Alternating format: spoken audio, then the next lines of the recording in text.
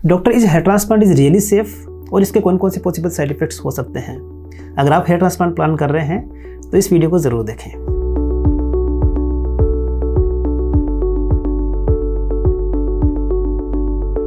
So hello दोस्तों, मैं हूं डॉक्टर जहांगीर और स्किन क्योर चैनल पर आपका स्वागत है। हेयर ट्रांसप्लांट को लेके काफ़ी साइड इफ़ेक्ट्स को लेके काफ़ी बातें होती हैं और हमेशा चिंता होती है कि डॉक्टर हेयर ट्रांसप्लांट कितना सेफ़ है, क्या है।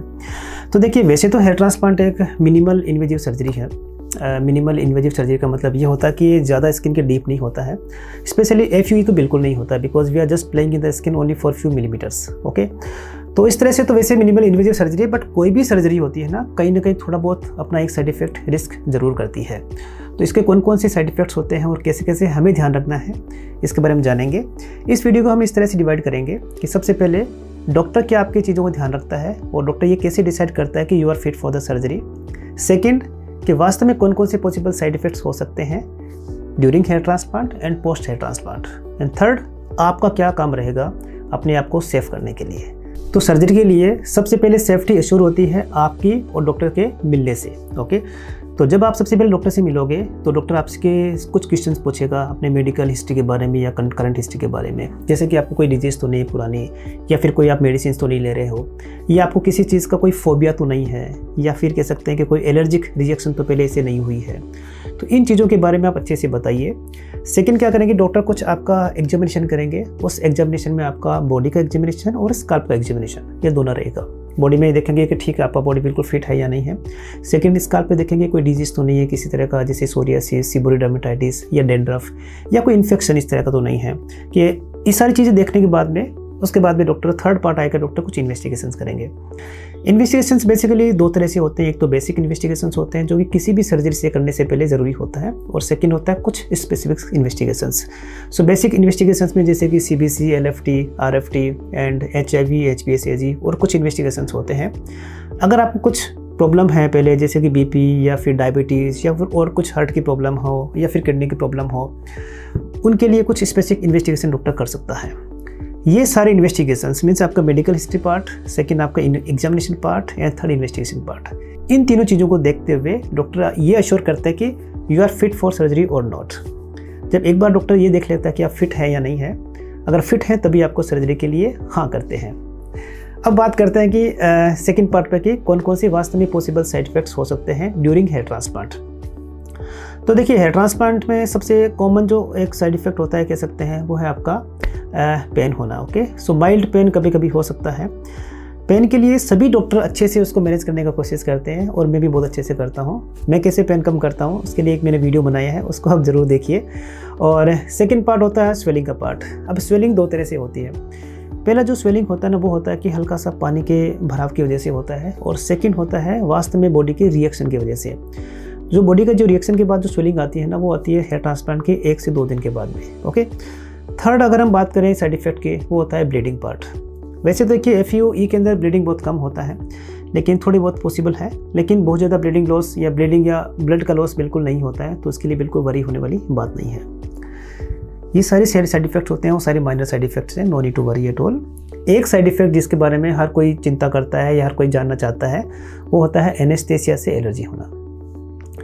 देखिए, क्या होता है कि लाखों में किसी एक जने को कभी कभार जो एनेस्थेसिया हम देते हैं ना, जो नंबिंग इंजेक्शन देते हैं, उस दवाई से किसी को एलर्जी हो सकती है। तो उसके लिए क्या करते हैं कि डॉक्टर एक प्रिक टेस्ट करता है, जैसे कि मैं करता हूँ।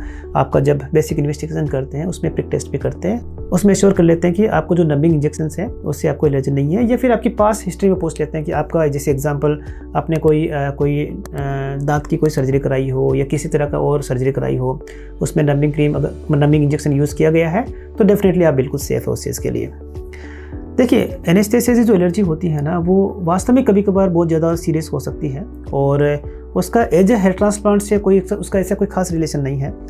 वो आप किसी भी सर्जन से अगर कोई भी सर्जरी कराते हो तो वो किसी के साथ भी ऐसा हो सकता है, लेकिन नो डाउट हर डॉक्टर इस चीज़ को जरूर एश्योर करता है कि भाई नंबिंग जो इंजेक्शन है उससे बिल्कुल एलर्जी नहीं होना चाहिए। एक कॉमन साइड इफेक्ट होता है हेयर ट्रांसप्लांट के दौरान, उसको बोलते हैं हम पोस्चुरल हाइपोटेंशन। पोस्चुरल हाइपोटेंशन क्या होता है इसको आप अच्छे से समझिए, काफ़ी कॉमन होता है। देखिए, हमारी बॉडी जब हम लंबे समय तक सोते हैं या फिर एक पोजीशन में रहती है तो बॉडी का कुछ जो BP है वो अलग अलग तरह से हो सकता है, वो इसलिए होता है कि हमारे जो बॉडी में जो मसल्स होती है ना, उसके अंदर ब्लड का पूलिंग हो जाता है, तो उसकी वजह से कुछ एरिया के ऊपर बीपी थोड़ा कम हो सकता है। तो जैसे हम हेयर ट्रांसप्लांट में सोते रहते हैं रफली 6 to 8 आवर्स तक, और उसके बाद में हम एकदम से उठते हैं, तो कुछ एरिया पे जैसे बीपी कम होता है, जैसे कि माइंड में हल्का सा बीपी कम हो गया, ब्लड का फ्लो थोड़ा कम हुआ, तो उसकी वजह से हल्का सा चक्कर आने का चांसेस रहता है। तो आपको हमेशा क्या ध्यान रखना है कि ड्यूरिंग हेयर ट्रांसप्लांट या आफ्टर हेयर ट्रांसप्लांट आपको क्या करना है कि एकदम से उठना नहीं है। सबसे पहले आप थोड़ा सा रेस्ट करोगे, आप बैठोगे, 1 या 2 गिलास पानी पियोगे जितना आप पी पाओ, और उसके बाद में एकदम से खड़े नहीं होंगे। हल्का सा अपने जो हाथों पैरों को अच्छे से आप आप थोड़ा सा मूव करना है, मूवमेंट देना है, और उसके बाद में फिर आप उठोगे। ओके। और हाँ, ऐसी कोई चीज़ होती है, लगता है कि हल्का सा मुझे चक्कर आ रहा है, तो आपको बिल्कुल नहीं घबराना उस चीज़ के लिए। आप अपने डॉक्टर से बोलिए, उनको बोलिए कि डॉक्टर साहब मैं लेटना चाहता हूँ, मुझे थोड़ा सा चक्कर आ रहा है। आप वाइज बनिए उस चीज़ के लिए कि डॉक्टर साहब कुछ बात नहीं है, तो ये तो पोस्चुरल हाइपोटेंशन है, ये तो मुझे भी पता है, और मुझे पता है कि आराम से ये मैनेज हो जाएगा। राइट।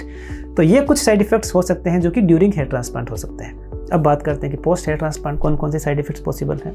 तो वही हल्का सा पेन रह सकता है 1 या 2 दिन के लिए, तो डॉक्टर क्या करेंगे, आपके लिए कुछ मेडिसिन ऐड कर देंगे उसके लिए। सेकंड होता है स्वेलिंग वाला पार्ट, तो एंटी स्वेलिंग मेडिसिन आपको डॉक्टर देके ही रखता है।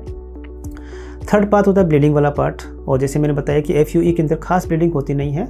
कुछ जैसे एग्जांपल जो रिसिपिएंट एरिया होता है, हल्का सा कुछ पिन पॉइंट ब्लीडिंग होता है, तो उसमें कोई डरने वाली बात नहीं। हल्का सा आप एक वेट ग्लूकोज लेके उसको जेंटली आप दबा सकते हो, प्रेस कर सकते हो, ठीक है। बस अश्योर होना चाहिए कि वो बाल आपका निकलना नहीं चाहिए। ओके, इजीली आप उसको मैनेज कर सकते हो, बट हाँ ऐसे कुछ होती है तो आप ज़रूर डॉक्टर के कॉन्टेक्ट में रहिए उसके लिए।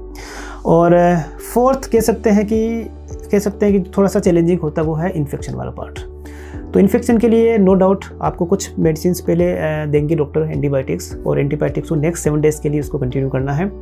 और ध्यान रखना है कि ऐसा कुछ लगता है कि कुछ इन्फेक्शन, कुछ जैसे पस वाला पार्ट कहीं पे होता है, तो डॉक्टर को ज़रूर आके दिखाना है, बिकॉज कभी कभी वो जो एरिया होता है, एक सिंगल एरिया, वो आसपास के एरिया में वो फैल सकता है, तो उसकी वजह से आपका कह सकते हैं कि हेयर ट्रांसप्लांट स्पॉइल हो सकता है। तो इस चीज़ को बड़ा ध्यान से रखिए।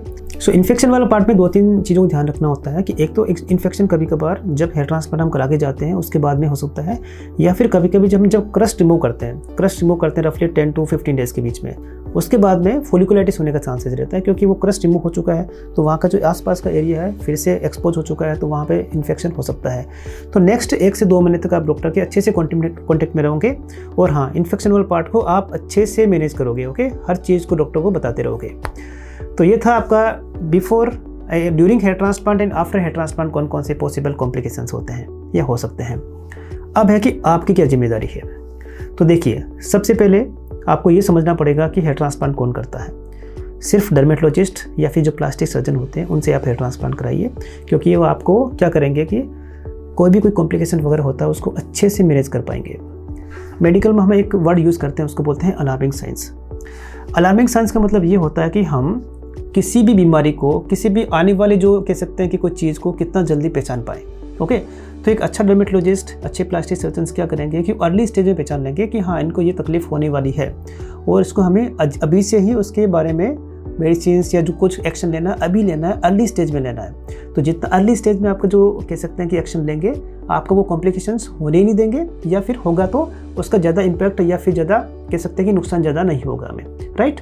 तो पहली बात है कि डर्मेटोलॉजिस्ट और प्लास्टिक सर्जन से आप हेयर ट्रांसप्लांट कराइए, और Indians dermatologist and plastic surgeons, they are the best in the world. Okay, you can trust blindly to them. Okay, ये पहली बात रही। दूसरी बात क्या है कि आप हमेशा ध्यान रखिए कि कुछ इंस्ट्रक्शंस जो डॉक्टर आपको देते हैं उसको अच्छे से फॉलो कीजिए।